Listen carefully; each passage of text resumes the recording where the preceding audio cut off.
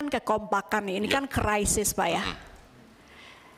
Di konvers pertama ada Pak Kepala BSSN, Pak Menkominfo kebetulan langsung rapat. Di yang kedua hanya Kepala BSSN, di yang ketiga Telkom saja mewakili pemerintah. Ini tapi ada juga ya. Artinya yang ketiga kan hanya Telkom. Karena teknis. Saya nggak apa-apa, ini kan apakah teknis tetap kompak? Semuanya satu, tidak ada saling menyalahkan? Enggak ada. Karena ini sebuah krisis besar, jadi kalau ada itu kita hilangkan dulu nih sebelum kita lakukan pendalaman. Baik, pendalaman pertama kami persilahkan yang Pak Menteri ada? Mau ini menanggapi. Nanti Pak. Ini saya akan berikan waktu dulu kepada Pak Tubagus Hasanuddin untuk memberikan pendalamannya. Singkat padat Pak TBH. Terima kasih Ibu Ketua, rekan-rekan yang saya hormati, Pak Menteri beserta jajaran, kemudian Kepala BSSN beserta jajaran. Ini sebetulnya kecelakaan atau kebodohan nasional, ya. Karena Pak prihatin. Kita sudah hampir 5 tahun ya bekerja sama mitra dengan terutama BSSN, dan BSSN selalu melaporkan ada serangan. Tetapi tidak ada tindakan-tindakan yang lebih komprehensif ya.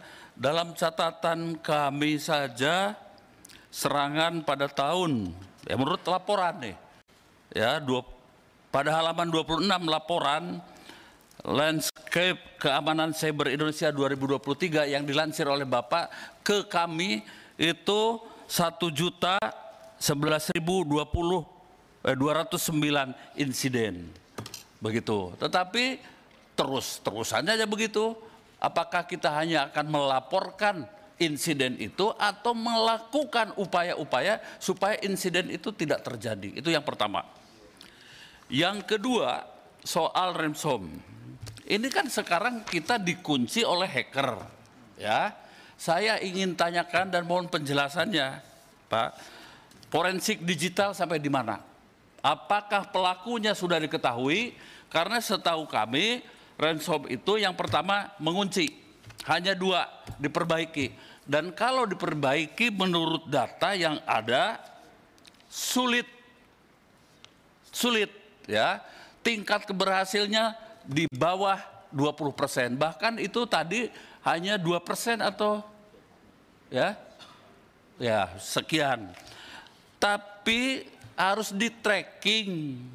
Nah, sekarang kalau di tracking siapa pelakunya, dan sekarang itu kan mereka kunci, kodenya di mereka, kita diminta untuk menebus. Nah, kan tidak mungkin. Nah, sekarang saya mohon terbuka ini seperti apa forensik digital yang Bapak lakukan. Saya pengen tahu ya. Dan kemudian penyusunan strateginya seperti apa? Ya, dalam waktu kurang dari 3 bulan ini. Saya pengen tahu seperti apa secara clear, dan apakah sumber daya manusia yang Bapak miliki cukup tidak untuk ya memberikan protek kepada seluruh lembaga negara, khususnya masalah IT ya. Karena dalam data kami ya, nah ini 282 instansi ya justru ya sudah hancur ya. Hanya 44 saja kira-kira diprediksi akan bisa kembali pulih, dan itu hanya mungkin di bawah 100%. Nah, ini Pak bencana, sebetulnya bencana untuk kita ya. Dan tadi mengapa kok berbeda, tidak saling memprotek yang Pak Kepala BSSN jelaskan, yang mungkin ini porsinya untuk Pak Menteri ya, begitu. Jadi saya pertanyaannya itu begini, terus saja begini. Terus-terusan kita di hacker, di ini, tapi ya terus juga kita tidak mampu memproteksinya. Begitu. Saya mohon dengan hormat Pak, dengan hormat terutama BSSN, ini tugasnya kan memberikan proteksi.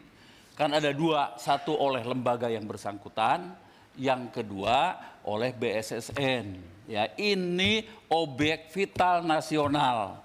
Kalau dulu objek vital nasional itu ada bendungan, lalu sumber tenaga listrik. Sekarang ini informasi, Pak, ya, yang harus kita protek.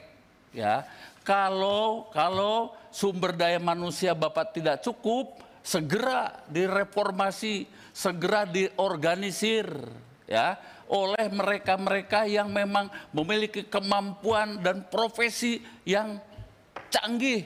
Dan di luar banyak, Pak, ya, di luar banyak. Sekali lagi saya mohon pertanyaan dijawab. Ya.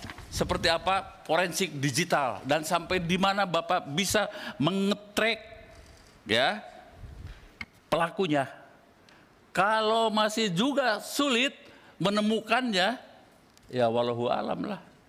Download Tribun X sekarang, menghadirkan lokal menjadi Indonesia.